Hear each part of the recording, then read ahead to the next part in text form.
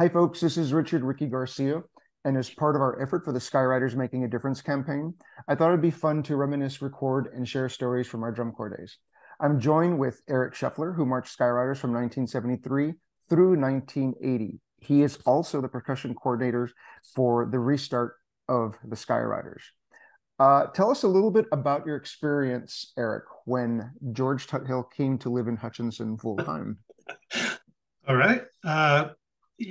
George came to us mid-season and was there a little while, and then that next year he came and he lived in Hutchinson, and he was full time. And there are just so many things that he brought to us that helped instill discipline and understanding of the art and understanding of percussion.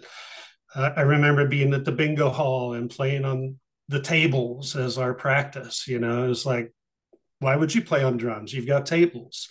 That was George's way of doing it. George would say, I play better than you guys. I haven't practiced in years. Things, just things like that, that you just remember. And, we get to the summers, and he was the first one that introduced us to tracking.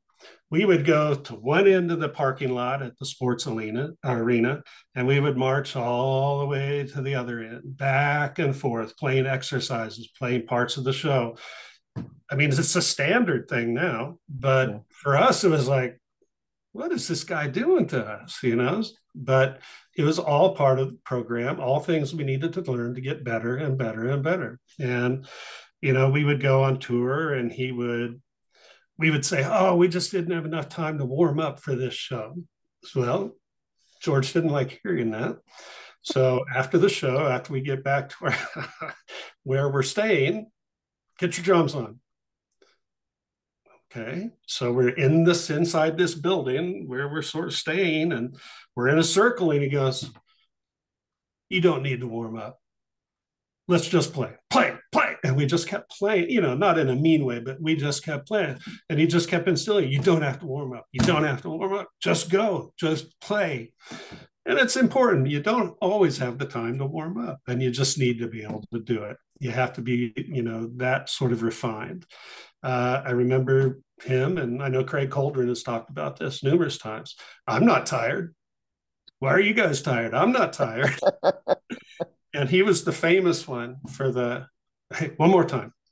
One more time. I know everybody does that, but every time that I'm instructing and I say, okay, one more time, I just flash back to George. It's like, oh my God, I'm George. Ah, I know a lot of people do that, but it's a beautiful memory for me. It Yeah. absolutely is. I was able to take lessons with George too, private lessons, Uh-huh. and go over to his house. He had this basset hound. I think it was Petunia was her name, and she would just honk. And a 30-minute lesson would be about an hour and a half. And it was Wow. just great conversation and great. He introduced me to different styles, books, understanding of percussion, and he encouraged me, to look at the East Coast. He said, you could go to Curtis, you could go to Manhattan, where I went.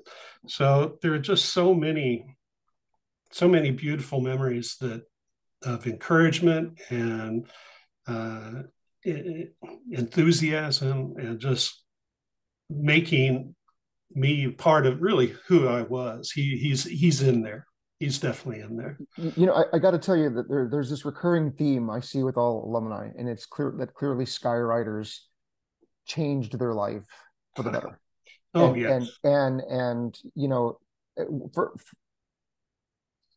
it clearly did for me. And the person really driving all of this was George Tuthill. mm-hmm. Uh, Mm-hmm.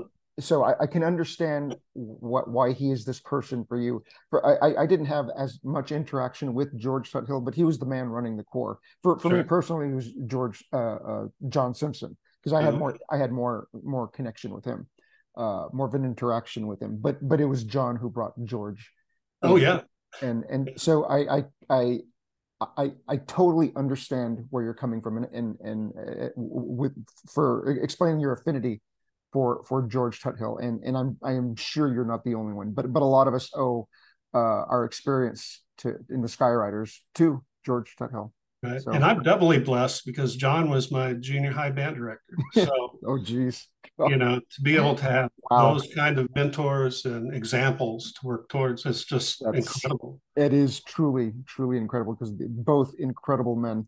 And Oh, they and are. I spoke with John once, and I don't think he understood the number of lives that he affected. And I actually tried to calculate that in my own nerdy mathematical way.